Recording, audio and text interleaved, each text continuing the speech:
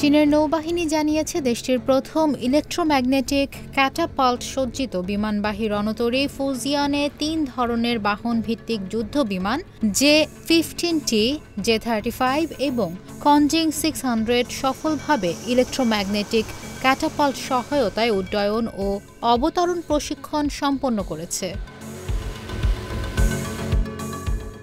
এই সফলতা চীনের বিমানবাহী রণতরী প্রযুক্তির আরেকটি বড় অগ্রগতি হিসেবে বিবেচিত হচ্ছে। এটি প্রমাণ করে যে ফুজিয়ান এখন পুরো ডেক জুড়ে বহু প্রকার যুদ্ধ বিমান পরিচালনার প্রাথমিক সক্ষমতা অর্জন করেছে।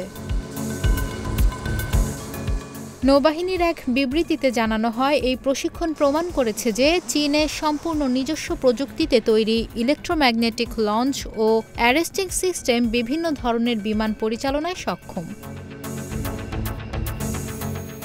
উল্লেখ্য, J-15T, J-35 এবং কনজিং 600 বিমানগুলো চীনের বিশাল সামরিক কুচকাওয়াজে প্রথমবারের মতো গত ৩ সেপ্টেম্বর প্রদর্শিত হয়, যা ছিল জাপানের আগ্রাসনের বিরুদ্ধে চীনা জনগণের যুদ্ধ এবং বিশ্বব্যাপী ফ্যাসিবাদ বিরোধী যুদ্ধ বিজয়ের ৮০তম বার্ষিকী উপলক্ষে আয়োজন। ২০২৪ সালের মে মাসে প্রথম সমুদ্র পরীক্ষায় অংশ নেওয়ার পর থেকে ফুজিয়ান ধারাবাহিকভাবে বিভিন্ন সামুদ্রিক পরীক্ষা ও মূল্যায়ন সম্পন্ন করছে।